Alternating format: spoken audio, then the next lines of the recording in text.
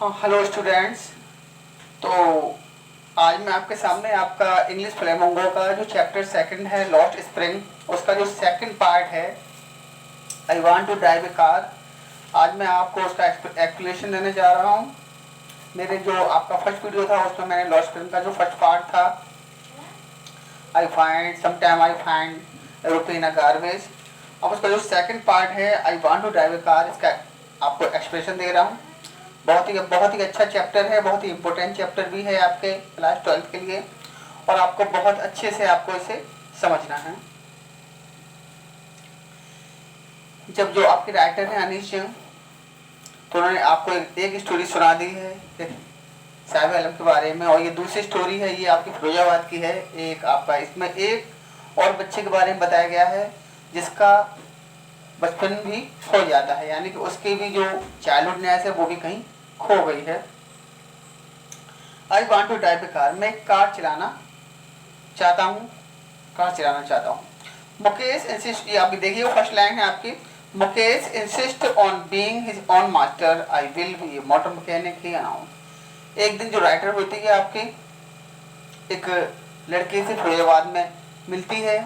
नाम उसका मुकेश होता है, उससे कुछ उसका कन्वर्सेशन होता है। तो लड़का बोलता है मुकेश इंसिस्ट, उसका नाम मुकेश है, वो इस बात को काफ़ी इंसिस्ट करता है या जिद करता है, इस बात पे काफ़ी जोर देता है on being his own master, कि मैं खुद मालिक बनना चाहता हूँ, मैं अपना या अपनी इच्छाओं का या अपनी मर्जी का मैं खुद मालिक बनना चाहता हूँ। I will be A motor mechanic, और मैं मोटर मैकेनिक बनूंगा, क्योंकि हो सकता है अभी आपको चैप्टर में आगे मालूम पड़ेगा उसके मन मुताबिक या उसके जो वो चाहता है ऐसा उससे कुछ काम नहीं कराया जा रहा है, या ऐसा कुछ काम नहीं कर रहा है, जो भी वो वर्क कर रहा है उससे वो सेटिस्फेक्शन उसे नहीं मिल रहा है, इसलिए वो कहता है मैं अपना खुद कुछ काम करना चाहता हूँ जिससे मुझे सेटिस्फेक्शन मिले, या मेरा कुछ सपना है, I want to drive a car, मैं कार चलाना चाहता हूँ और मैं एक मोटर मैकेनिक बनना चाहता हूँ यहाँ पर। ही अनाउंस, और इस बात की वो अनाउंसमेंट करता है, बताता है। Do you know anything about cars, I ask. Writer है, उस लड़के से पूछती है कि do you know anything about car, क्या बेटा कार के बारे में आप कुछ जानते भी हो या नहीं हो। बोलता है I will learn to drive a car. He answer, कि मैं कार चलाना सीख जाऊंगा, कार चलाना मैं सीख जाऊंगा, मैं मोटर मैकेनिक बनना चाहता हूँ, मैं कार चलाना चाहता हूँ। तो बोलता है बेटा कुछ जानते हो कार के बारे में, तो कहता है नहीं मैं कार चलाना सीख जाऊंगा, सीख लूंगा। Looking straight into my eyes, writer कह रही है, राइटर यहाँ ये कह रही है कि looking straight into my eyes, मेरी आंखों में आंखें डालकर, मेरी आंखों में सीधे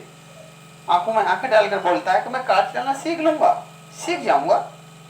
His dream looms like a mirage amidst the dust of steel, बता रहे हैं उसका जो सपना है, His dream है उसका, looms कहीं पर वो गायब हो गया है, धुंधला गया है कहीं पर, ऐसा लग रहा है उसकी जो सपना है कि वो जो मोटर मैकेनिक बनना चाहता है। ऐसा राइटर क्यों बोल रही है, ये इस चैप्टर का पूरा पार्ट पढ़ेंगे तब आपको दिखाई पड़ेगा, तब आपको समझ में आएगा। राइटर बोल रही है ऐसा लग रहा है कि जो उसका सपना है वो कहीं ओझल हो गया है, कि धुंधला गया है, लाइक मिराज। मिराज जानते होंगे आप लोग, साइंस में आपका जो मारिचका होती है, या आपने देखा होगा कभी डेजर्ट में ऐसा लगता है कहीं पर वाटर वगैरह है, या रोड पर कभी कभी लगता है काफ़ी, या हॉट सीजन में आपने देखा होगा, अपने फिजिक्स में पढ़ा होगा, ऐसा लगता है डेजर्ट में कहीं पर वाटर है, हम वहाँ जाते हैं तो पानी नहीं मिलता है, यानी कि बिल्कुल झूठ होता है। तो इसी प्रकार से राइटर बोल रही है कि उसका जो सपना है ऐसा लग रहा है कहीं ओझल हो गया है, एकदम मिराज की तरह गायब हो गया है वो। एडमिट द डस्ट, और कहाँ गायब हुआ है, यहाँ डेजर्ट में गायब हुआ है, बता रहे हैं admit the dust of streets, उन गलियों के बीच में गायब हुआ है उसका सपना। उसका जो सपना है वो एक मिरेज की तरह कहीं इस गलियों की धूल में, amid the dust of street, इन गलियों की धूल में गायब हुआ है। दैट फिल टाउन फरीदाबाद, जो फरीदाबाद की शहरों में, जो फरीदाबाद शहर की गलियों में जो धूल हमेशा उठती रहती है, इन गलियों में जो धूल है, जो फरीदाबाद की गलियों को पूरा चौक कर देती है, पूरा फिल कर देती है, यानी कि घरों से वहाँ इतना वर्क वगैरह होता है बैंगल्स वगैरह का, तो इतना जो डस्ट निकलती है घर से, गली घरों से गलियों में, तो हमेशा एकदम काफ़ी डस्ट रहती है स्ट्रीट्स में। तो उन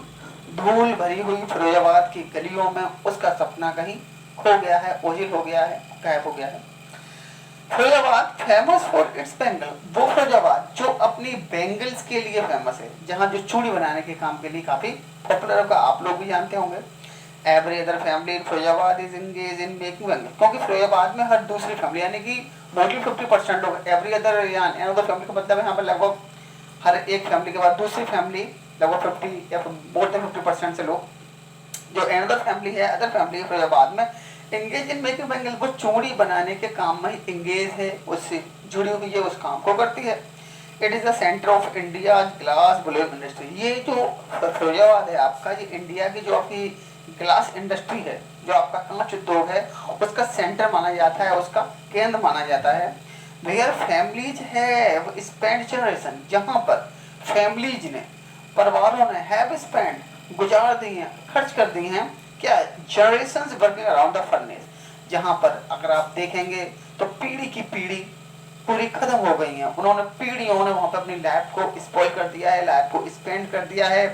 वर्किंग अराउंड द फर्नेस, भट्टियों के पास, जो वहां पर आग की भट्टी होती है, जिसमें आग फायर जलती है, जिसके ऊपर बड़े बड़े पॉट के बर्तन लगे जाते हैं, या जिसमें कांच वगैरह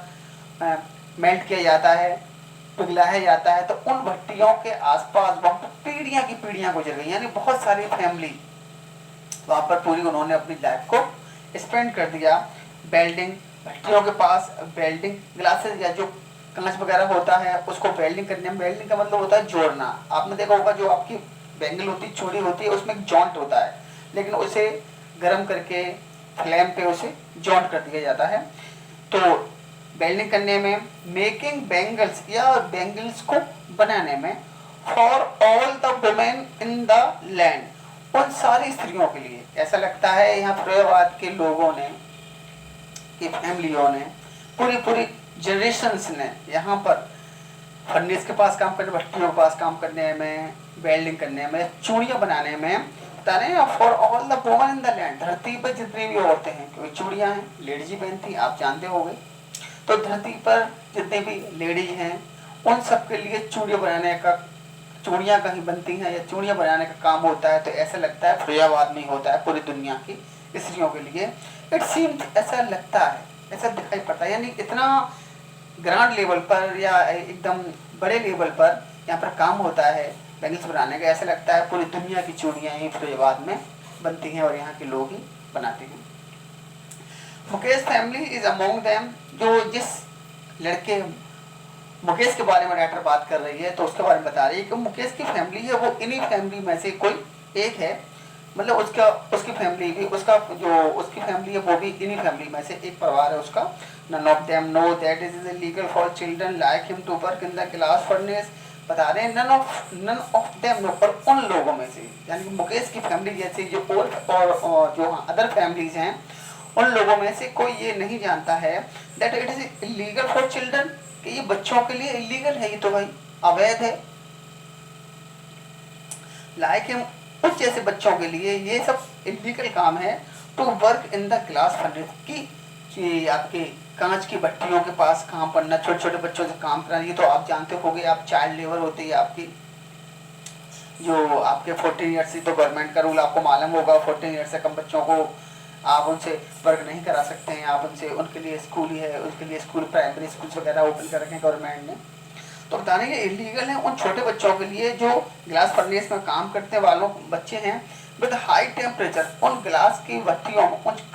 कांच की भट्टियों में विद हाई टेम्परेचर, जहाँ पर टेम्परेचर बहुत ज़्यादा होता है, जहाँ बहुत ज़्यादा टेम्परेचर में वर्क होता है, और इन डिंजी सेल, और जो वहाँ पर जो सेल होती हैं, जो सेल का मतलब कोठरी हैं, कमरे हैं, छोटे छोटे कमरे बच्चों को दे दिए जाते हैं, छोटे छोटे से उनका पार्टीशन कर दिया जाता है कॉल सेंटर्स की तरह। डिंजी कहते हैं अंधेरे वाली, डार्क वाली जगह, डिंजी सेल, और यानी कि बहुत ही छोटी छोटी, जिसमें ज़्यादा अंधेरा होता हो। Dingy cell without air and light, जहाँ पर हवा भी नहीं पहुँच पाती। अगर मान लीजिए आप एक बिल्डिंग के अंदर बहुत सारी छोटे छोटे पार्टीशन करते हैं, छोटे छोटे वहाँ पर एक सेल्स मंगाने हैं, या जेल की तरह वहाँ पर बैरक बन जाए बहुत सारे, जहाँ हवा भी नहीं पहुँच पाती है, ऐसी जगहों बच्चों को काम, ऐसी जगहों पर बच्चे काम करते हैं फिरोजाबाद में। Air without air and light that the law, अब आगे बता रहा है, ऐसी जगह पर ये काम बच्चों से किया जाता है, करवाया जाता है, जो बिल्कुल इलीगल है। आगे बता रहा है writer carry that the law, जो हमारा कानून है, इफ इन्फोर्स, अगर हमारे कानून को इन्फोर्स कर दिया जाए, यानी कि सख्ती से लागू कर दिया हमारे कानून को। कानून तो है लेकिन बात है उसे इन्फोर्स करने की, लागू करने के लिए, क्योंकि कानून तो बना के रख गए हैं सारे, जो हमारे संविधान के निर्माता है उनको जैसा लगा वो लिख गए, लेकिन अब उनको फॉलो कराने की जिम्मेदारी या रूलिंग करने की जिम्मेदारी, इन्फोर्स करने की जिम्मेदारी हमारी गवर्नमेंट की है और वहाँ के एडमिनिस्ट्रेशन की है। डीएम का काम होता है आपका, आपके देखें नेशनल लेवल पे आपके प्राइम मिनिस्टर हैं, स्टेट लेवल पे आपके चीफ मिनिस्टर हैं, डिस्ट्रिक्ट लेवल पे आपके डीएम है, लेकिन ऊपर से अगर आएगा, अगर सख्ती करेगी गवर्नमेंट तो डीएम भी को वर्क करेगा, और डीएम अपने लेवल पे भी रोक सकता है इन सारी चीज़ों को, अगर ऊपर से ऐसा इसे न रोकने की का आपका प्रेशर ना हो तो बता रहे हैं इनफोर्स, अगर इस कानून को सख्ती से लागू किया जाए, ये लाइन बहुत इंपॉर्टेंट है, यहाँ से आपके एग्जाम में पैसे वगैरह आ सकता है, could get him the all those 20,000 children out of the hot furnace। तो बता रहे हैं इस कानून को अच्छे सख्ती से अगर उसको फॉलो करवाया जाए, इसे इन्फोर्स किया जाए, लागू कर दिया जाए, तो लगभग 20,000 बच्चों को गेट आउट ऐसी जगहों से निकाला जा सकता है। ये तो उस टाइम की बात है जब ये चैप्टर लिखा गया, आज वहाँ लाखों बच्चे काम करते हैं प्रेजेंट टाइम में, out of the hot furnace, इन आग की भट्टियों के पास से, where they slog their daylight hour, slog का मतलब होता है बहुत हार्ड वर्क करना, वर्किंग करना, वर्क हार्ड करना, देयर डे बता रहे हैं डे लाइट हावर, जो दिन का टाइम होता है, दिन का प्रकाश टाइम होता है, जो दिन में जो टाइम मिलता है सुबह 8 बजे शाम को 5 बजे तक या सुबह 6 बजे से शाम के 6 बजे तक, जो डे लाइट आवर्स होते हैं या जो दिन के घंटे होते हैं, तो इन घंटों में उन बच्चों से वहाँ पर काम कराया जाता है, या बच्चे खुद काम करते हैं या फैमिली की वजह से, या ऐसे मान लीजिएगा, ठीक है। तो उन आपको अगर कानून को लागू कर देते तो ऐसे बच्चों को वहाँ से निकाला जा सकता है। ऑफन, और जो बच्चे वहाँ पर दिन के घंटों में काम करते हैं, often losing the brightness of their eye, और अक्सर करके often losing the brightness of their eye, और वहाँ पर इन अंधेरे काल कोठरियों में काम करने से अक्सर करके उनकी जो आई साइट होती है काफ़ी वीक हो जाती है, उनकी आंखों की रोशनी चली जाती है, वो अपनी आंखों की लाइट वो खो देते हैं। Mukesh eyes beam as he volunteer to take me home, जब राइटर होती है मुकेश को मिल जाती है तो मुकेश उसको अपने घर ले जाने की जिद करता है, वॉलंटियर करता है, चलो घर ले जाएं, तो उसे घर ले जाते समय राइटर को मुकेश की आंखों में एक हैप्पीनेस की जो बीम होती है, चमक होती है, वो आ जाती है कि चलो हम किसी को अपने घर पे लेके जा रहे हैं, विच ही प्राउडली से इज बीइंग रिवल्ड, और उस घर में ले अपने साथ वो उस घर में ले जा रहा है जिसे वो बहुत ही गर्व के साथ ये कहता है कि मेरा घर अब रिबिल्ड किया है, यानी कि दोबारा इज बीइंग रिबिल्ड, कैसे बना हुआ है, यानी कि दोबारा उसका घर बन रहा है, रिबिल्ड हो रहा है। We walk down sticking lane choked with garbage, बता रहा है, बताइए नरेटर, we walk down, हम आगे बढ़ते रहे, चलते रहे, स्टिंकिंग लेंस, हम पतली पतली बदबूदार, यहाँ पर स्टिंकिंग लेंस का मतलब है यहाँ पर गंदगी से भरी हुई यानी बुरी बदबू मारती हुई लेंस में, गलियों में, चौकट विद गार्बेज, जो कूड़े से बुरी तरीके से चौक हो रही थी, भरे थे, यानी कि जो रास्ते थे उस पर इतना कचरा पड़ा हुआ था कि वहाँ निकलने की भी जगह नहीं थी। आपने देखा होगा बहुत सारी अब ड्रेनेज वगैरह साफ नहीं होती है, सिल्म एरिया में देखा होगा आपने, आप तो नहीं गए होंगे, खैर कभी कभी आपने देखा होगा आपकी सिल्ट वगैरह निकल जाता है स्वीपर, तो भी काफ़ी हमारी गलियों में निकलने में आपकी प्रॉब्लम होती है, या बारिश के दिन में। तो बता रहा है यहाँ तो रेनी सीजन भी नहीं है, तो जो गार्बेज से चौकड हो रही थी गलियाँ, और जो स्टिकिंग कर रही थी यानी कि बैड स्मेलिंग छोड़ रही थी, बदबू मार रही थी, उन गलियों में से वो राइटर को ले जाता है। Past home that remain Howell, और ऐसे घरों के पास से ले जाता है, ऐसे घरों के पास से गुजरते हैं हम लोग, फास्ट होते हैं, that remain hovel, hovels with crumbling board, जो बहुत ही सटे हुए थे, हॉवल से मतलब बहुत ही नजदीक थे और बहुत अच्छे से नहीं बने हुए थे, विद क्रम्बलिंग बोर्ड्स, और जिनकी जो दीवारें थी क्रम्बलिंग थी, टूटी फूटी थी, यानी कि आधी गिरी हुई है या आधा हो सकता है प्लास्टर वगैरह हो वो छुटा हुआ है, ऊबड़ खाबड़ वॉल थी, दीवारें थी। बॉबली डोर, दरवाजे थे वो बिल्कुल झरझर थे, यानी कि चौखट भी लूज हो रही थी, लड़खड़ाते हुए, मतलब दरवाजे भी अच्छे से नहीं थे जैसे हमारे घरों के होते हैं, आपके घरों के दरवाजे होते हैं एकदम फिट होते हैं, यानी कि दरवाजे भी काफी ढीले ढाले थे उनके, बॉबली डोर्स थे, हिलने डुलने वाले थे, नो विंडो, घर में खिड़कियां ही नहीं थी। क्राउडेड विद फैमिली, और ऐसे घर क्राउडेड विद फैमिली जो फैमिली से यानी कि बहुत ज्यादा उनकी फैमिली में भीड़ थी ऑफ ह्यूमन एंड एनिमल्स, यानी घर में एनिमल्स भी थे घर में उन घरों में, और आपके ह्यूमन भी थे, यानी कि ये भी कह सकते हैं या उन गलियों से होकर ले जाता है वो जहाँ पर बहुत सारे इंसान भी उसे नजर आ रहे थे, बहुत सारे एनिमल्स भी वहाँ पर, हो सकता है कूड़ा कचरा खाने के लिए एनिमल्स वगैरह रास्ते में हो, ऐसी गलियों से वो लेके जा रहा था, और ऐसी फैमिली जहाँ बहुत सारी ह्यूमन से भरी हुई थी वो, और एनिमल हो सकता है पेट एनिमल्स वगैरह हो। को एग्जिस्ट इन ए, और वो लोग को एग्जिस्टिंग इस अवस्था में रह रहे थे वो लोग, यानी एनिमल्स के साथ जो फैमिलीज थी, ह्यूमन बीइंग थे, इस को एग्जिस्ट यानी कि इस कंडीशन में एग्जिस्टमेंट में थे, बता रहे हैं इन ए प्राइमल स्टेज, जैसे कि प्राइमल स्टेज यानी कि अर्ली मैन का जो टाइम था आपका, प्राइमल स्टेज थी जो आपकी, जहाँ पर बहुत सारे एनिमल्स के साथ जो ह्यूमन रहते थे, वहीं भेड़ बकरियों को पालते थे पहले अर्ली मैन, यानी कि इस प्राइमल स्टेज में यानी कि अर्ली मैन टाइप वाली स्टेज में वो वहां पर रह रहे थे, एनिमल के साथ वो फैमिली वगैरह एडजस्टमेंट को एग्जिस्ट कर देते, यानी एडजस्टमेंट उनका हो रहा था। He stop at the door of one such house, और इसी प्रकार के घर के जो इस टाइप के घर के बारे में बताया गया है आपको, जो टूटे फूटे दीवार वगैरह थी, दरवाजे वगैरह कमजोर वगैरह दरवाजे थे, हिलते टूटे दरवाजे थे, इन्हीं में से ऐसे ही एक घर के सामने जाके मुकेश होता है, रुक जाता है, bangs a wobbly iron door with his foot, और लड़खड़ाते हुए लूज डोर को वो अपने फुट से बैंग करता है, एकदम पैर की टक्कर मारता है, अपना पैर में धक्का मार के, हैंड से कुछ नहीं कर रहा, लात मार के वो अपना पैर मार के दरवाजे को ओपन कर देता है, एंड पुश इट ओपन, और फिर से धक्का देता है, यानी कि काफी जैम हो सकता है दरवाजा, तो अपने फुट से बैंग करके धक्का देके या उसमें टक्कर मार के उसको खोलता है, फिर ओपन करता है।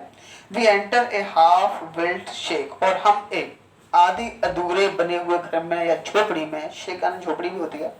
आधे यानी कि थोड़ा मिक्सअप होता है, कच्चा पक्का मिक्सअप हाउस टाइप का, तो हम एक ऐसे आधे आधे बने हुए घर में हम घुस जाते हैं, क्योंकि उसने बताया था उसके अगर दोबारा दिन रिवल्ट हो रहा है, बन रहा था, तो अभी उसका अगर पूरा बने नहीं है, तो इसे बता रहे हैं हाफ कहेंगे हाफ बिल्ट शेक, यानी कि आधा अधूरा बना हुआ करता है, ऐसे ही घर में हम घुस जाते हैं। In one part of it, घर के एक हिस्से में थैच्ड विद डेड ग्रास, सूखी घास वगैरह या लकड़ियां वगैरह एक साइड में रखी हुई थी। In a firewood dead grass is a firewood stove over which sits a large vessel of sizzling spinach leaf, और वहीं घास फास के पास, यानी फर्श वगैरह भी नहीं था उनका अच्छा सा, तो हो सकता है फर्श को ढकने के लिए, कवर करने के लिए थोड़ी घास वगैरह उन्होंने डाल दी, उसी के ऊपर एक फायरवुड रखा, फायरवुड स्टोव यानी कि लकड़ी से जलने वाला चूल्हा होता है, यानी कि आपने देखा होगा लकड़ी का चूल्हा है, पहले बहुत से लकड़ी यूज करते हैं, आज भी करते हैं विलेज में, लकड़ी का चूल्हा यूज करते हैं जिसमें लकड़ियां जलती हैं, तो वहां पर वो लकड़ी का चूल्हा था, उसी साइड में over which sit a large vessel, जिसपे एक बहुत बड़ा बर्तन रखा हुआ था, और सिजलिंग स्पाइनिक लीफ, जिसमें कोई आपका स्पाइनिक जानते हैं आप, पालक वगैरह होता है, पालक के पत्ते की सब्जी उबल रही थी या उसकी कुछ खुशबू वगैरह आ रही थी, पालक की सब्जी कुछ बन रही थी। ऑन द ग्राउंड, जमीन पर, इन लार्ज एल्युमिनियम प्लेटर्स, और जमीन पर वहीं पास में बहुत सारी एल्युमिनियम की, सिल्वर की बहुत सारी प्लेटें वगैरह, बर्तन वगैरह और सारे पड़े हुए थे। और मोर चॉप्ड वेजिटेबल, और वहीं पर जमीन पे ही बहुत सारी सब्जियां वगैरह कटी हुई पड़ी थी, तब मैं सॉरी ऑन द ग्राउंड, जमीन पे एक तरफ बर्तन पड़े हुए थे, और आर मोर चॉप्ड वेजिटेबल्स, और बहुत सारी चॉप्ड कहते हैं कटी हुई वेजिटेबल, सब्जी वगैरह वहां पर रखी हुई थी। ए फ्रेल यंग वुमेन, एक दुबली, फ्रेल कहते हैं दुबली पतली, एक frail young women is cooking the evening meal for the whole family, एक दुबली पतली वहां पे लेडीज थी, वुमेन थी, जो शायद पूरी फैमिली के लिए खाना बना रही थी। Through eyes filled with smoke she smile, हालांकि उसकी आंखों में चूल्हे का धुआं हो रहा था, आपने जानते हैं लकड़ी जलती है तो धुआं तो होता ही है, तो उसकी आंखों में धुआं भरा हुआ था। बता रहे हैं through, her eyes filled with smoke she is, लेकिन फिर भी वो थोड़ा सा मुस्कुरा के अपने जो भी राइटर पहुंचती है उसके घर पे और मुकेश पहुंचता है उनको मुस्कुरा के वो देखती है। She is the wife of Mukesh elder brother, ये जो लेडीज थी फ्रेल यंग वुमन बताई गई, ये मुकेश के बड़े भाई की वाइफ थी यानी उसकी भाभी थी। Not much older in years, हालांकि उम्र में वो ज्यादा बड़ी नहीं थी, उम्र बता रहे हैं ज्यादा उम्र नहीं थी उस लड़की की, उस वुमेन की। She has begun to command respect as the bahu, लेकिन फिर भी उसकी हो सकता है उसकी जल्दी शादी कर दी हो, बाल विवाह टाइप का, या 16-17-18 साल में शादी कर दी गई हो उस लड़की की, तो उसे पूरे घर पे कमांड करने के लिए और उसे रेस्पेक्ट मिलने लगी थी, यानी पूरे घर के बागडोर उसके हाथ में आ चुकी थी एज ए बहू, घर की बड़ी बहू। हालांकि लड़की उम्र में छोटी थी लेकिन फिर भी वो एक बड़ी बहू के तौर पर सारी रेस्पॉन्सिबिलिटी को एक्सेप्ट कर चुकी थी। The daughter in law of the house, और जो उस घर की डॉटर इन लॉ थी, बहू बन चुकी थी। Already in charge of 3 man, जो उस घर की जो 3 लोग चलाया करते थे, यानी कि जो 3 लोगों के अंडर जिसका चार्ज था, उस घर का 3 लोगों के पास था, उस घर को वो ऑपरेट कर रही थी, चला रही थी। हस्बैंड, 3 लोग कौन थे, उसका husband, Mukesh and their father, और मुकेश उसका भाई और मुकेश और उसके भाई के फादर यानी कि उसके ससुर। When the older man enters, और जब वो बूढ़ा व्यक्ति यानी कि मुकेश का फादर एंटर होता है घर में, she gently withdraw behind the broken wall, तो वो एकदम जेंटली, एकदम बहुत ही सम्मान पूर्वक या शर्मा के या जो भी आपका जेंटली होते हैं वैसे तो आपका सम्मान होता है gently, withdraw behind the broken ball and brings her veil closer to her face। वो जैसे ही वो बूढ़ा आदमी मुकेश का फादर घर के अंदर आता है, वो एकदम टूटी हुई वहां से उठ के टूटी दीवार के पीछे चली जाती है और अपने चेहरे को ब्रिंग्स हर वेल, घूंघट में, टू हर फेस, अपने चेहरे पे घूंघट कर लेती है। घूंघट जानते होंगे आपने, जैसे कि बहुआ कर लेती हैं। एज कस्टम डिमांड, जैसे कि हमारे रीति रिवाज, जैसे कि आपने देखा होगा ट्रेडिशंस हैं, कस्टम्स हैं और कस्टम ही डिमांड करते हैं। Daughter in law must veil their face before male enter, कि जो बहू होती है, डॉटर इन लॉ होती है, घर की जो बहू होती है, वो घर में जितने भी बड़े मेल लोग होते हैं, जो मेल होते हैं, जो जितने भी जेंट्स होते हैं, बड़े होते हैं, एल्डर होते हैं, उनके सामने उसको घूंघट करना होता है। तो इसी कस्टम को वो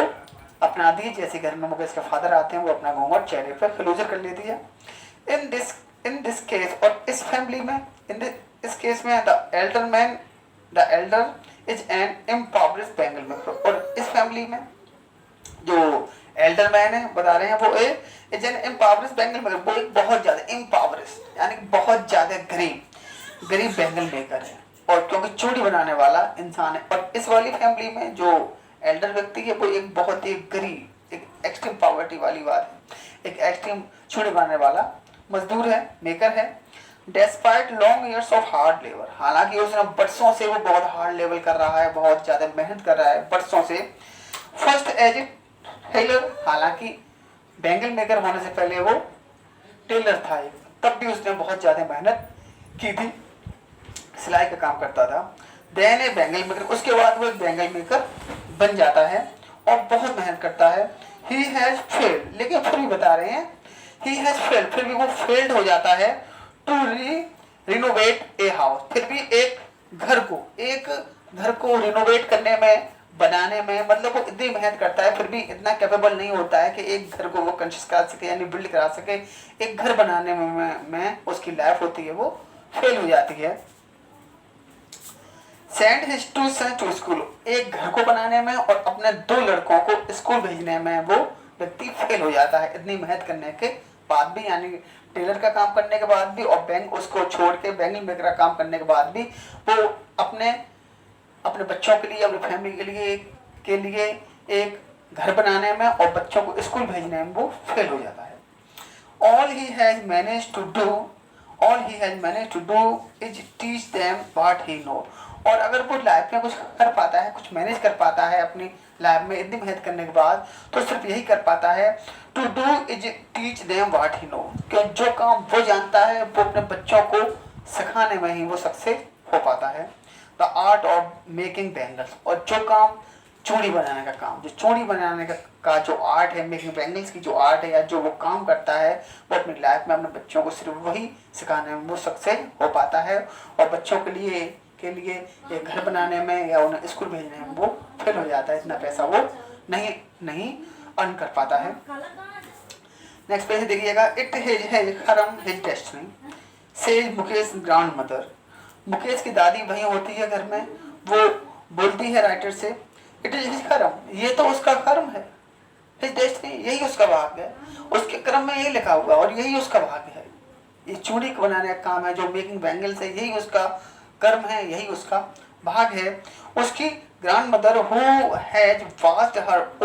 own husband go blind with the dust from the polishing the glass of bangle, जो अपने हस्बैंड को देख चुकी थी अंधे होते हुए, यानी कि उसका हस्बैंड था, उसको भी उसकी भी आंखों की रोशनी बहुत ही जा चुकी थी धीरे धीरे, मतलब ये नहीं है पूरा कंप्लीटली ब्लाइंड हो गया हो, यानी आंखों की रोशनी जा चुकी थी। Go blind with the dust from the polishing the glass of bangle, जो ग्लास ऑफ बैंगल जो चूड़ियों के ऊपर जो पॉलिश होती है। अब आपने देखा हुआ चूड़ी तो लाल, हरी, बैंगनी, अलग अलग आपकी कलर डिफरेंट कलर की आती हैं, लेकिन जो कांच होता है वो थोड़ी ना ऐसे सारे कलर का आता है, या जो भी उसके चूड़ी के ऊपर पॉलिश वगैरह हो जाती है, स्प्रे वगैरह किया जाता है, आपने देखा होगा गाड़ियों पर रंग वगैरह किया जाता है या पेंट वगैरह करते हैं, तो वो अपने हस्बैंड को चूड़ियों के ऊपर पॉलिश करते हुए पॉलिश करते देखते हुए, और जो पॉलिश करने से जो उसका हस्बैंड की आंखों की लाइट चली गई थी, वो उसने सब कुछ अपनी आंखों से वो देख चुकी थी। Can a God given line is ever be broken she implies, और वो आगे इस बात को और कहती है, इस बात को और अपना बात को इंसिस्ट करके कहती है, इम्प्लाइज कहती है, अर्थ समझाती है कि क्या भगवान ने जो भाग में लिख दिया है, गॉड की वो लाइन है, भगवान ने जो लाइन खींच दी हमारे भाग में, या भगवान ने जो हमारा भाग लिखा है, क्या उसको कोई मिटा सकता है? यानी कि बहुत से लोग कभी कभी ये मान लेते हैं कि नहीं, हमारा तो ये लाइफ हमारी तो भगवान भरोसे है उनकी लाइफ, कि नहीं भगवान ने लिख दिया है। जैसे कि एक रिक्शा ड्राइवर होता है, रिक्शा चलाने वाला होता है, तो वही सोचता है हमारे तो भगवान ने ये लिखा है कि हम लाइफ पर रिक्शा चलाएंगे। क्या होता है कभी कभी, अब भगवान ने क्या लिखा है क्या नहीं लिखा है, ये तो हमारी सोच के ऊपर निर्भर करता है, हमारी फीलिंग या हमारे जो मेंटली होती है उसके ऊपर ही डिपेंड करता है भगवान ने हमारी लाइफ में क्या लिखा है। भगवान ने जो लिखा है वो तो लिखा है, वो तो मिलना ही है, लेकिन कम से कम हम अपनी लाइफ को थोड़ा सा इम्प्रूव करने के लिए कुछ एक ट्राई तो कर सकते हैं। ये थोड़ी रिक्शा छोड़ के हम और कुछ ई रिक्शा चला सकते हैं, या और कुछ भी चला सकते हैं, या कोई थोड़ा बोरा घूम फिर के अपना बिजनेस कर सकते हैं, और कुछ करने की कोशिश करने में क्या है। तो लेकिन यहाँ मुकेश की जो ग्रैंड मदर है वो ये कह रही है कि क्या भगवान की खींची हुई लाइन को कोई मिटा सकता है। Born in the caste of the bangle maker, हम चूड़ी बनाने वालों के घर में हमारा जन्म, हम एक ऐसी जाति में पैदा हुए हैं जो चूड़ी बनाने का काम करते हैं। They have seen nothing but bangles, और उन्होंने लाइफ में कुछ नहीं देखा है चूड़ियों के अलावा। कहाँ देखी उन्होंने चूड़ियाँ? इन द हाउस, घरों के अंदर देखी हैं, इन द यार्ड, आंगन में देखी हैं, एवरी अदर हाउस, हर दूसरे घर में भी देखी हैं, एवरी अदर यार्ड, हर दूसरे आंगन में भी देखी हैं, एवरी स्ट्रीट इन फिरोजाबाद, और फिरोजाबाद की हर गली में, हर कूचे में, हर जगह जगह उन्होंने पूरे फिरोजाबाद में और अपने आसपास, अपने घर में, दूसरे घर में, हर जगह चूड़ी उन्होंने देखी है। स्पाइरल ऑफ बैंगल, चूड़ियों के बड़े बड़े घेरे देखे हैं उन्होंने, पूरा जो आपका बंच होता है चूड़ियों का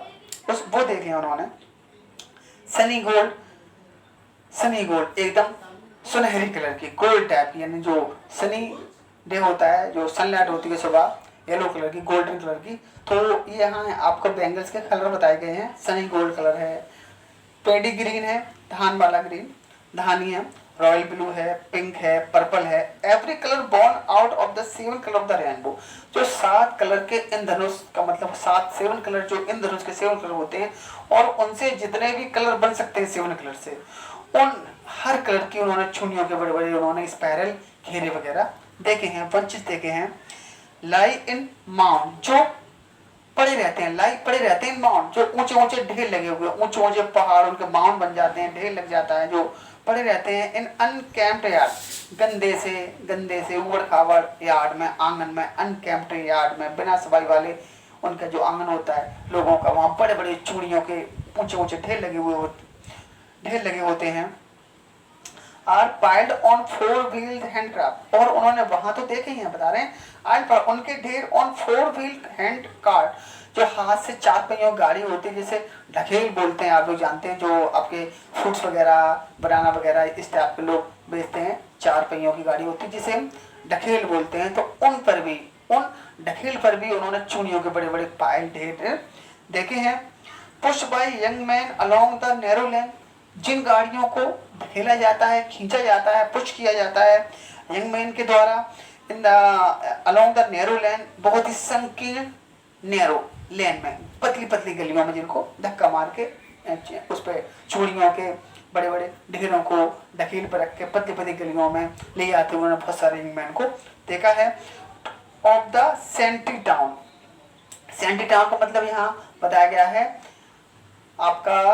गरीबों का एरिया, यानी कि स्लम एरिया, यानी कि गरीबों की बस्ती। उन्होंने इन गरीबों की बस्ती में बहुत सारे लोगों को, बहुत से यंग मैन को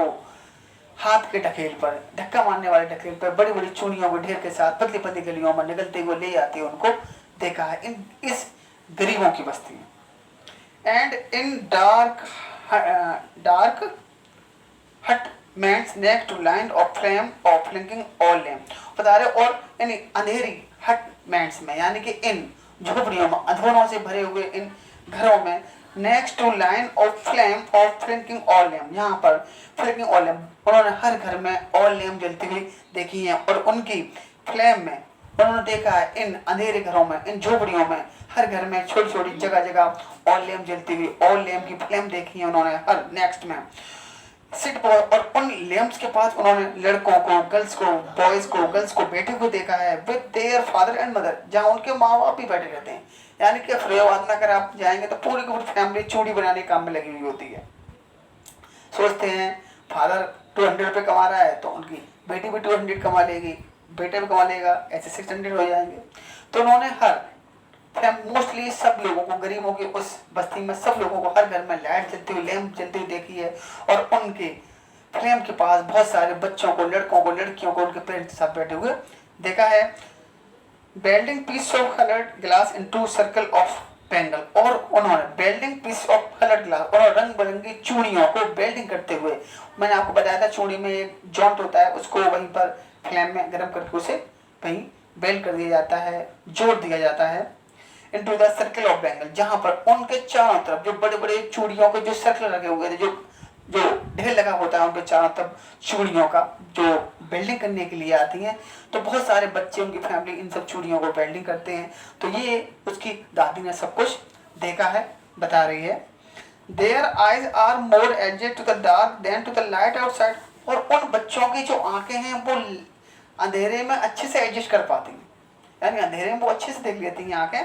क्योंकि उनको हैबिट पड़ चुकी है अंधेरे में काम करने की। Than to the lights outside, बाहर की रोशनी में सिर्फ वो एडजस्ट नहीं कर पाती हैं, तो अंधेरे में उनकी आंखें अच्छे से देख लेती हैं। हालांकि बाहर जब आपने देखो, कभी आप सो रहे हो या एकदम डार्क रूम में आप सो रहे हो, एकदम बाहर निकल के आते हैं आप, तो एकदम आंखों में एकदम लाइट पड़ती है, आपकी आंखें ओपन होती हैं। तो उन बच्चों को ये हैबिट हो चुकी है अंधेरे में काम करने की, बाहर की आंखों में जब वो बाहर की रोशनी में निकलते हैं तो उनकी आंखें वहाँ एडजस्ट नहीं कर पाती हैं, यानी कि वो वहाँ पर अपनी आंखें नहीं खोल पाते हैं वो, यानी कि उनकी आंखों में कुछ ना कुछ ऐसी प्रॉब्लम जनरेट हो जाती है, वो लाइट में अच्छे से नहीं देख पाते। That is why they often end up the losing their eyesight, और that is why, और यही कारण होता है they often end up कि उनकी वो अक्सर करके खो देते हैं losing their eyesight before they become adult होने से पहले, यानी कि बड़े होने से पहले ही, एडल्ट होने से पहले ही उनकी आंखों की, उन लड़कों के, उन लड़कियों की आंखों की रोशनी चली जाती है और उनकी पूरी लाइफ ऐसे ही होती है। सप्ताह बहुत इंपॉर्टेंट पैसेज है, आप इस पर ठग लगा लीजिएगा, एग्जाम में आ सकता है, क्वेश्चन भी आ सकते हैं, क्वेश्चन तो आता ही है, सप्ताह के बारे में क्वेश्चन आता है कि सप्ताह कौन है। सप्ताह a young girl in A drape pink sari, एक सप्ताह नाम की भी एक कहीं घर में लड़की है, सप्ताह a young girl in A drape pink sari, एक लड़की है सप्ताह जो एक ड्रेप पिंक ड्रेस, ड्रेप का मतलब होता है यहाँ पर केकड़ा नहीं है, सॉरी वो तो खरेब होता है, ड्रेप का मतलब यहाँ पर है फीका पड़ जाना, थोड़ा सा फीका, पिंक कलर की जो ड्रेस पहनी हुई है उसका रंग उड़ चुका है। Sits alongside an elderly woman, वो एक बूढ़ी औरत के पास में वहीं बैठी हुई है। शोल्डरिंग पीस ऑफ ग्लासेस, और वहीं जो कांच के पीस हैं, जो बैंगल्स हैं, उनको सोल्डर कर रही है। सोल्डर माने भी जोड़ना होता है। And her hands move mechanically like the tongs of machine, और उसके हाथ हैं बिल्कुल मशीन के टोंग्स की तरह, या जो मशीन के पार्ट्स वगैरह होते हैं मशीन के चिमटों की तरह, मशीन के पार्ट्स की तरह उसके हाथ हैं, बिल्कुल मैकेनिकली वर्क कर रहे हैं। यानी इतनी एक्टिवनेस, इतनी फुर्ती आ गई है उसमें, इतने एक्सपर्टनेस आ गई कि हाथ उसके मशीन की तरह काम कर रहे हैं। I wonder if she knows the sanctity of the bangle she help make. मुझे आश्चर्य हो रहा है इस बात पे, राइटर बोल रही है, मुझे इस बात पर आश्चर्य होता है कि काश की जानती होती सेंटिटी। सेंटिटी मतलब यहाँ पर है प्योरिटी, पवित्रता, of the bangle she help, क्या ये शायद इन चूड़ियों की पवित्रता को जानती होती जो ये बनाने में हेल्प कर रही है। It symbolise an Indian women suhaag, क्योंकि जो चूड़ियाँ ये जो बना रही है ये सिंबलाइज है, ये एक निशानी है इंडियन वुमेन के सुहाग की, यानी कि जो हमारी भारतीय स्त्री होती है, आपने देखा होगा शादी होती है चूड़ियाँ पूरी हाथ में पहना दी जाती हैं, सुहाग की रेड चूड़ी पहनाई जाती है। तो बता रही है वो ये नहीं जानती है, वो शायद इस बात को जानती होती कि चूड़ियों की कितनी पवित्रता होती है, ये तो हमारी भारतीय नारियों के सुहाग के सिंबलाइज करती हैं, पहचान होती है, निशानी होती है। सो ऑस्पिशियसनेस इन मैरिज, और ये शादी की ऑस्पिशियसनेस, पवित्रता को शो करती हैं, ये शादी की पवित्रता को शो करती हैं। It will down on her suddenly one day when her head is derived with the red well, और ये बात उसको बहुत जल्दी समझ में आने वाली है जब एक दिन जब उसके सर पर घूंघट पड़ा हुआ होगा, रेड वेल, रेड कलर का घूंघट बना हुआ घूंघट होगा, यानी कि उसकी शादी हो रही होगी। Her hands died with Hina, और उसके हाथों में हिना होगी, मेहंदी रची हुई होगी, मेहंदी होगी। And red bangles rolled on to her wrist, और उसकी रिस्ट में, उसकी कलाइयों में लाल लाल चूड़ियां हैं, वो घूम रही होंगी, वो सरक रही होंगी, रोल कर रही होंगी। तब ये उसको बात समझ में आएगी कि जिन चूड़ियों को वो बनाया करती थी ये तो शादी की निशानी है, ये तो शादी पे पहनाई जाती हैं, और ये तो बहुत ज़्यादा पवित्र होती हैं। She will then become a bride, तब ये तब होगा जब वो एक दुल्हन बन जाएगी, यानी कि जब वो एक दुल्हन बनेगी। Like the old woman beside her, उस बूढ़ी औरत की तरह, बिसाइड हर जो उसके पास बैठी हुई है, who became one many years ago, और ये जो बूढ़ी औरत जो उसके पास बैठी हुई है उसके साथ जो बहुत सालों पहले इस टाइप से दुल्हन बन चुकी थी, यानी वो ये दिन देख चुकी थी। She still has bangles on her wrist, हालांकि उस बूढ़ी औरत के हाथ में अभी भी चूड़ियां हैं। पुट नो लाइट इन हर, लेकिन हाँ अब उसकी आंखों में लाइट नहीं रही, उसकी आंखों में चमक नहीं है, वो हैप्पीनेस नहीं है, वो लाइट नहीं रही है जो उसके यूथनेस में थी, जो यूथनेस उसके पास हुआ करती थी उसकी आंखों में। तो हालांकि हाथों में चूड़ियां तो बची हैं उसके, लेकिन आंखों में लाइट नहीं बची है। एक वक्त शेर भर खाना भी नहीं खाया सी से, और वो लेडीज बोलती है, ओल्ड वुमेन कह रही है कि हमने एक वक्त शेर भर खाना भी नहीं खाया, यानी कि हमें अभी तक जब से मैं चूड़ी का काम कर रही हूँ हमने अभी भी एक टाइम में हमें कभी भी पेट भर के खाना भी नहीं मिला है, यानी कि जो भी मिलता है थोड़ा बहुत खाना खा के मिल जाता है। जैसे भी आपने देखा होगा लॉकडाउन में बहुत सारे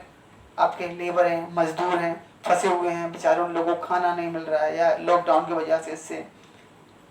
बहुत सारे लोग हैं, गरीब लोग हैं जो ठेला लगाने वाले, ढकेल लगाने वाले हैं, या जो मजदूर लेबर हैं जो जिनको जो पूरी तरीके से लेबर पे डिपेंड थे, उन बेचारों घर की क्या कंडीशन रही होगी। हम तो अपने घर पे खाना खा लेते हैं आराम से, आप लोग भी खा लेते हैं, लेकिन वो लोग बेचारों की क्या कंडीशन होगी, उनका पता नहीं खाना होगा कि नहीं होगा, उनके बच्चे क्या खा रहे होंगे।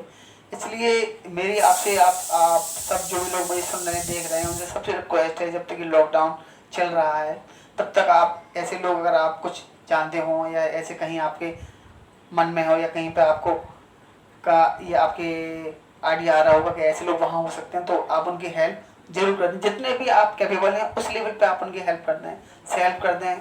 आप अपने पेरेंट्स के, अपने ब्रदर के थ्रू करा दें कैसे भी। तो बता रहे हैं कि हमें एक टाइम कभी पेट भर के खाना भी नहीं खाया। In a voice drained of joy, एक ऐसी आवाज में वो बोलती है जिसमें बिल्कुल ड्रेन ऑफ जॉय, जो खुशी से दूर हो चुकी है, यानी कि बहुत ही दुखी आवाज में वो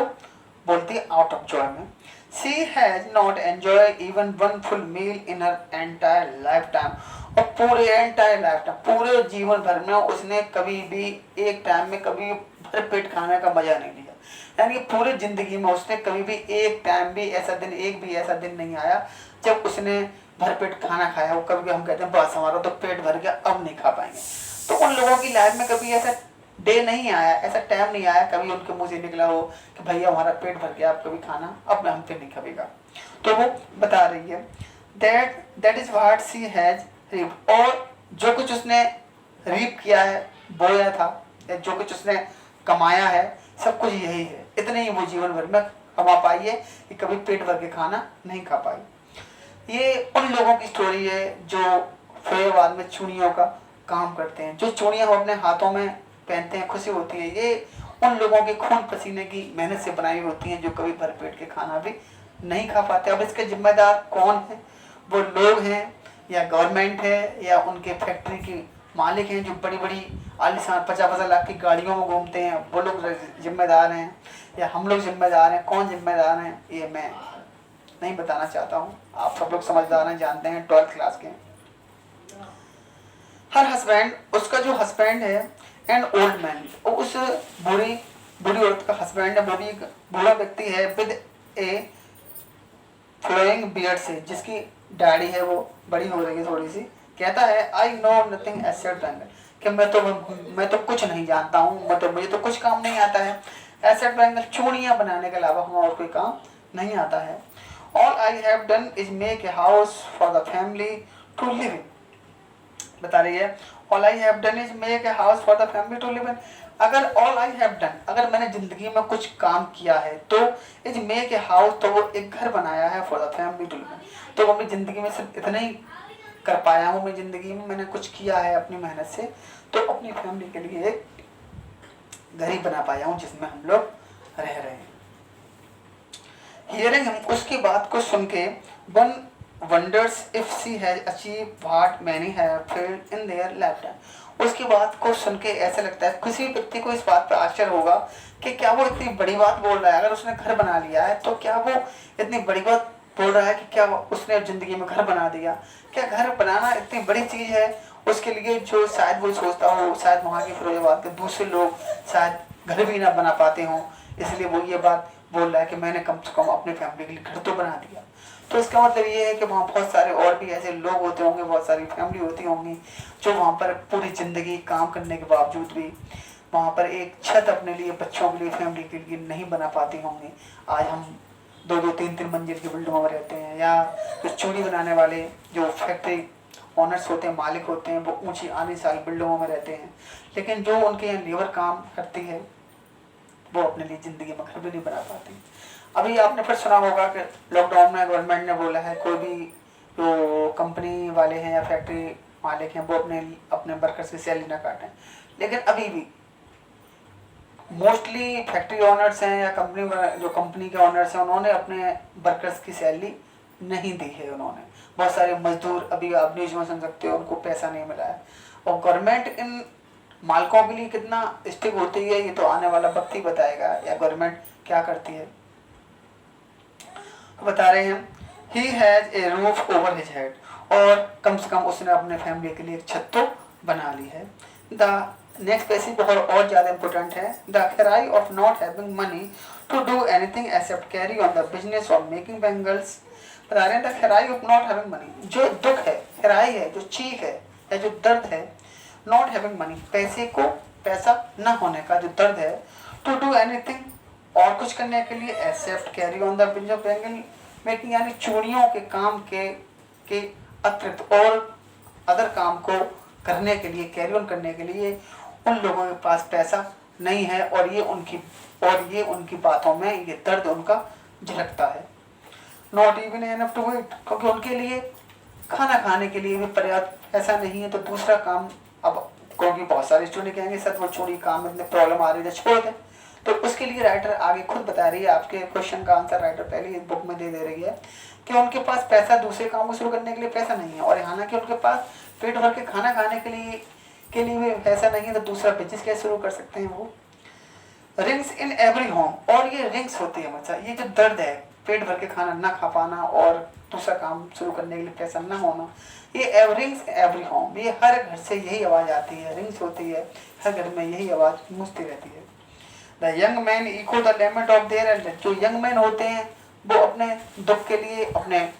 लेमेंट है वो अपने एल्डर्स को कोसते हैं कि हमें तो हमारे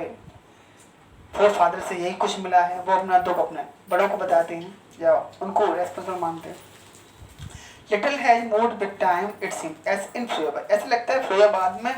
बहुत थोड़ा सा चेंज हुआ, यानी कि लिटिल चेंज का यहाँ मतलब नेगेटिव में है कि मतलब बहुत ही ना के बराबर चेंज हुआ, यानी कुछ भी नहीं बदला है यहाँ तो, क्योंकि थोड़ा बहुत बदल जाता है उसको चेंज नहीं मानते हैं। तो ताने फिरोजाबाद में ऐसा लगता है कुछ भी नहीं बदला है आज भी। Years of mind numbing toil have killed all, और बता रहे years of mind numbing toil, दिमाग को सुन कर देने वाला जो मेहनत होती है, यानी इतना हार्डवर्क करना है, इतना टॉयल कहते हैं हार्डवर्क को, इतना टॉयल करना, इतना हार्डवर्क करना कि माइंड काम करना बंद ही कर देता है। तो वो बरसों से वो इतनी मेहनत कर रहे हैं कि उनके माइंड ने काम करना बंद कर दिया है। और इस चीज ने हैव किल्ड, इस चीज ने मार दिया है किसको, और इनिशिएटिव, उनकी सारी इनिशिएटिव को, उनकी सारी जो उनकी होप होती है, जो उनका इनिशिएटिव था, जो उनका बिल पावर है उनके अंदर, इनिशिएटिव ने ऐसे जो बिल पावर है उसको खत्म कर दिया है। And the ability to dream, और उनके सपने देखने की जो एबिलिटी है उसको किल कर दिया, यानी कि उनके माइंड इतना काम नहीं करता है कि और कुछ का इस काम को छोड़ के वो और कुछ काम के बारे में सोच लें। Why not organise yourself into a cooperative, I asked a group of young men who have fallen into the vicious circle of the middleman। बता रही है राइटर कि मैंने एक ग्रुप से, एक यंग मैन का ग्रुप था वहीं पर, तो मैंने उन लोगों से पूछा why not organize yourself into a cooperative, तुम लोग अपने एक संगठन क्यों नहीं बना लेते हो, एक कोऑपरेटिव बना लो, अपना एक ग्रुप बना लो भाई, अपनी एक यूनियन बना लो आप लोग अपनी। तो मैंने यंग मैन के ग्रुप से पूछा who have fallen into the, जो पहले गिरे हुए हैं, पहले फंसे हुए हैं, into the vicious circle of middleman, जो मिडलमैन के चक्कर में, यानी कि दलालों के चक्कर में वो पहले से एक विशियस सर्कल में फंसे हुए हैं। विशियस सर्कल का मतलब है एक ऐसा जाल जिसमें से कभी नहीं निकल सकता है कोई मिडलमैन। और वो middleman who trap their fathers and forefather, और वो उन दलालों के चक्कर में फंसे हुए हैं जिन दलालों ने उनके फादर्स को, उनके फोरफादर्स को, मतलब उनके ग्रैंडफादर को भी अपने जाल में फांस रखा था। ऐसे ठेकेदारों के, ऐसे दलालों के चक्कर में वो अब फंसे हुए हैं। दलाल वो होते हैं, मिडिलमैन वो होते हैं, जैसे कि फैक्ट्री से आपने काम ले लिया है 200 रुपये में आपने ले लिया, फिर आपने मजदूरों से कराया वही 150 में या 100 रुपये में, तो आपको कुछ ना करके आपको 100 तो ऐसे ही बच गए। तो ये होते हैं आपके मिडिलमैन। ठेकेदार कह सकते हैं, दलाल कह सकते हैं। वो कुछ नहीं करते हैं, बस काम दूसरों को अरेंज करा देते हैं और उसमें कमीशन खाते हैं। Forefather, even if we get organise we are the one, और वो आगे ये बोलते हैं, जो यंग मैन का ग्रुप जिससे बात की थी राइटर ने, वो लोग ये कहते हैं कि अगर हम ऑर्गेनाइज भी हो जाते हैं, मान लीजिए हम अपना यूनियन बना लें, ऑर्गेनाइज हो जाएं, we are the one who will be hold by the police, तो फिर हमें पुलिस सताएगी, पुलिस के द्वारा हमें टॉर्चर किया जाएगा, होल्ड अप किया जाएगा, सताया जाएगा, हमें जेल में बंद कर दिया जाएगा। बीटन एंड ड्रैग, पीटा जाएगा, ड्रैग टू द जेल, और जेल में ठूस दिया जाएगा हमें। किस लिए? For doing something illegal. Police ये कहेगी तुमने कुछ इलीगल काम कर दिया, तुमने तो इलीगल किया, तुमने अपना संगठन कैसे बना लिया, यूनियन कैसे बना लिया तुमने इलीगल काम किया है, तो फिर हमें पुलिस के द्वारा सताया जाएगा, पीटा जाएगा और जेल में डाल दिया जाएगा। दे से वो लोग आके ही हमें राइटर को बताते हैं, there is no leader among them, उनके बीच में कोई ऐसा लीडर ही नहीं है,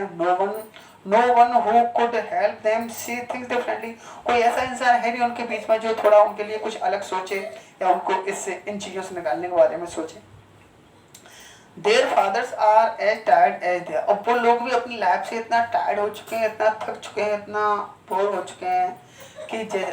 बता रहे हैं एज दे आर, जितने कि उनके फादर्स थे, यानी कि उनके फादर्स भी ऐसे ही, उनकी लाइफ उन्हीं दलालों के चक्कर में पूरी बीत गई और उनकी लाइफ भी ऐसे ही, वो भी काफ़ी थक चुके हैं।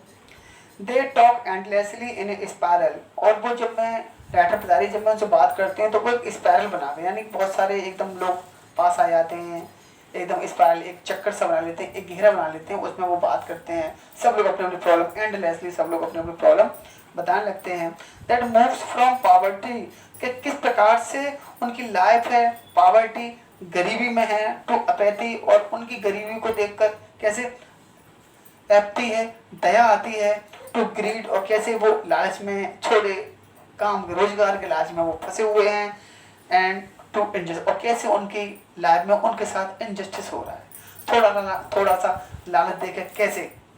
थोड़ा सा लालच दिखा के कैसे उन्हें गरीबी के उस चक्रव्यूह में फंसा दिया जाता है, और कैसे उनके साथ इनजस्टिस हो रहा है, इनजस्टिस किया जा रहा है, अन्याय किया जा रहा है उनके साथ। तो ये सारे लोग वो अपनी अपनी बातें बता रहे हैं। लिस्टिंग टू देम, उन सबकी बातें सुनकर आई सी टू डिस्टिंक्ट वर्ल्ड। तो बता रही है, राइटर कह रही है कि जब मैंने उनकी बातें सुनी तो मुझे दो दुनिया दिखाने लगी, मेरे सामने दो दुनिया दिखाई दी। वन ऑफ द फैमिली, एक वो फैमिली कॉट इन ए वो पॉवर्टी, जो एक तो वो दुनिया जो गरीबी के जाल में फंसी हुई है, बर्डन बाय द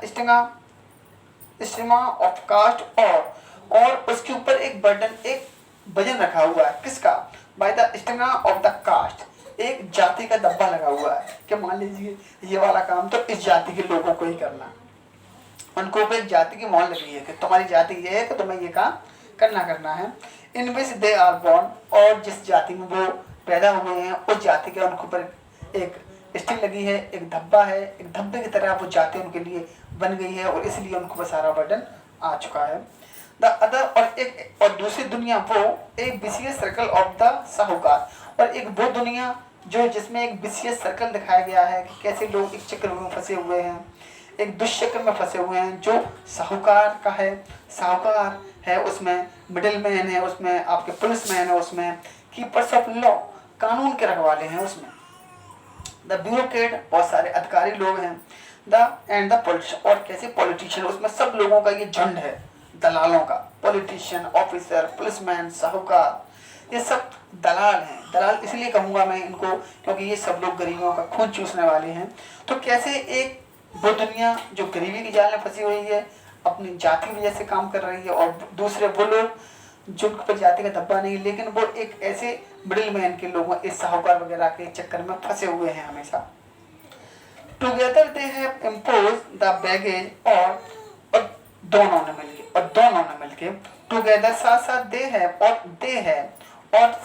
टुगेदर, और साथ दे का मतलब यहाँ पर बताया है, यहाँ पर दोनों, गरीबी ने और इन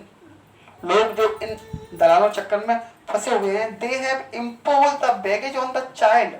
और सब ने मिलकर, इन मिडिलमैन ने मिलकर, उन गरीबों ने मिलकर, सब लोगों ने मिलकर इम्पोज द बैगेज, इम्पोज कहते हैं थोपना, दबा देना, लाद देना किसी पर। तो सारा बोझ जो बैगेज है, जो वजन है ऑन द चाइल्ड, उस बच्चे के ऊपर लाद दिया सारा, सब लोगों ने मिलकर अपना वजन है उन बच्चे के ऊपर लाद दिया है,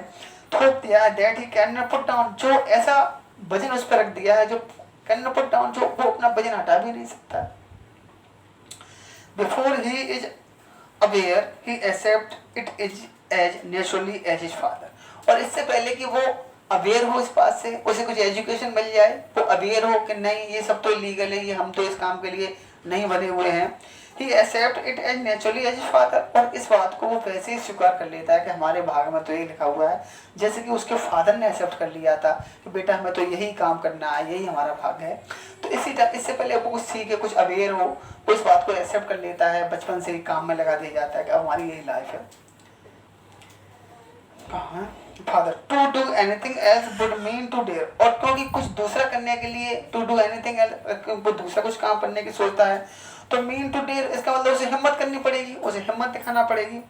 and daring is not part of his growing up, और हिम्मत दिखाना, उसे हिम्मत के साथ उसे बहादुर बनाना उसकी ग्रोइंग अप, यानी कि उसका जो लालन पालन है, उसका जो पालन पोषण हो रहा है, यानी जो वो बड़ा हो रहा है धीरे धीरे, तो उसकी इस लाइफ में, इस पार्ट में उसको ये तो सिखाया नहीं जाता है कि बेटा हिम्मत दिखाओ, या उसे बहादुर नहीं बनाया जा रहा है कि ताकि वो आगे चलकर इन लोगों के अपने डेस्टिनी के अगेंस्ट वो फाइट कर सके, स्ट्रगल कर सके, लड़ सके, इस काम को छोड़ने के बारे में सोच सके। तो ये सारी उसके लाइफ के पार्ट नहीं है, उसकी ग्रोथ के पार्ट ये नहीं है, उसे ये चीजें जब बड़ा हो रहा है ये चीजें नहीं सिखाई जा रही है उसे।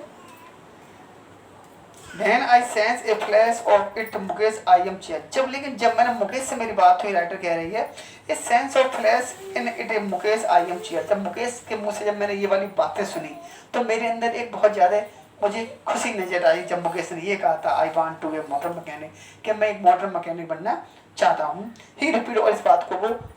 दोहराता भी है कि नहीं मैं मोटर मैकेनिक बनना चाहता हूँ, मैं ये छूने हुए काम से आज़ाद होना चाहता हूँ। He will go to garage and learn, वह गैरेज जाएगा और मोटर मैकेनिक का काम सीखेगा। But the garage is long way from his home, लेकिन जो गैरेज है वो उसके घर से तो बहुत दूर है। जब मैंने कहा, राइटर ने कहा बेटा गैरेज तो बहुत दूर है, तो वो कहता है I will walk. He insist, वो जिद करता है कि नहीं मैं पैदल चल के जाऊँ, कितनी भी दूर है मैं पैदल चल के जाऊँगा। और आज के लिए बच्चे देखे होंगे, उनको स्कूल भेजा जाता है तब भी कहते हैं नहीं हम पैदल नहीं जाएंगे, हम तो बस से जाएंगे। Do you also dream of flying a plane, तो जब राइटर से पूछते बेटा तो मोटर मैकेनिक बनना चाहते हो, क्या तुम हवाई जहाज उड़ाना चाहते हो? ही इज सडनली साइलेंट, तो वो चुप हो जाता है ये बात सुन के। जब उससे राइटर पूछती है do you also dream of flying plane, क्या बेटा तुम्हारा ये भी सपना है, तुम क्या ड्राइविंग करना चाहते हो, मोटर में करना चाहते हो, तुम एरोप्लेन उड़ाना चाहते हो? तो वो चुप हो जाता है एकदम। नो ही से स्टीयरिंग करते हैं और जमीन पे देखने लगता है, वो कहता है नहीं मैं एरोप्लेन तो नहीं उड़ाना चाहता हूँ। In his small murmur there is an embarrassment, क्योंकि ये उसकी जब उसने कहा नहीं नो मर्मरिंग साउंड में कहता है वो, तो देयर इज एम्ब्रेसमेंट, तो उसके मन में कहीं ना एक निराशा होती है, that has not yet turn into regret, हालांकि उसके मन में निराशा होती है, हालांकि उसे इस बात का पछतावा तो नहीं होता है कि अरे मैंने मना कर दिया, ऐसा तो नहीं, लेकिन उसके मन में निराशा थी क्योंकि वो जानता था कि मेरी पहुंच, हमारी पहुंच है वो गाड़ी तक ही है, एरोप्लेन तक नहीं पहुंच पाएंगे कभी सपने में हम। He is content to dream of cars that he sees hurdling down the street of his town, he is content, उसे इसी बात में कंटेंटमेंट मिल जाता है, इसी बात में सेटिस्फेक्शन मिल जाता है। ऑफ ड्रीम कार्स के, वो कार का सपना देखता है, यही उसके लिए काफ़ी है। That he sees hurdling down the street of town, जो वो अपने फिरोजाबाद में टाउन में सड़कों पे कारों को चलते हुए देखता है, दौड़ते भागते हुए देखता है, तो इन्हीं कारों का सपने को देख कर ही वो उसे सेटिस्फेक्शन मिल जाता है। Few aeroplanes fly over Firozabad, हालांकि कुछ एरोप्लेन वो फिरोजाबाद के ऊपर से तोड़ते हैं, जो अमीर लोग हैं वो फिरोजाबाद के ऊपर से तो निकल जाते हैं, लेकिन उनके नीचे, उन एरोप्लेन्स के नीचे बहुत सारे ऐसे गरीब लोग रह रहे होते हैं जो उन एरोप्लेन्स के बारे में सपने में सोच नहीं सकते हैं, उनका सपना भी नहीं देख सकते हैं कि कभी मैं एक पायलट बन जाऊंगा या कभी मुझे एरोप्लेन की जर्नी करने को मुझे मिल जाएगी। तो स्टूडेंट, ये आपके दोनों ही पार्ट आपके चैप्टर के लॉस स्प्रिंग के हो चुके हैं और I hope you understand very well. आपके क्वेश्चन आंसर PDF में आपको दे दूंगा। दोनों ही चैप्टर है, मैंने आपको बताया था, इनकी थीम आपकी चाइल्ड लेवल है और आपकी पॉवर्टी है। अगर वैल्यू बेस आएगा तो या तो आपका पॉवर्टी के ऊपर आता है या फिर आपके चाइल्ड लेवल के ऊपर आता है, वैल्यू बेस पे मैं आपको दे दूंगा। तो आप अच्छे से इसका आप सेल्फ स्टडी भी कर सकते हैं अच्छे से, और एक बार आप सेल्फ पढ़ सकते हैं। अगर कोई आपको प्रॉब्लम होती है, कहीं कोई मीनिंग में प्रॉब्लम हो तो आप मुझे कमेंट में लिख सकते हैं, मैं मीनिंग आपको कमेंट में रिप्लाई दे दूंगा। आपको चैप्टर कैसा लगा और समझ में आया नहीं आया, ये भी आप कमेंट में लिख सकते हैं। Okay, thank you.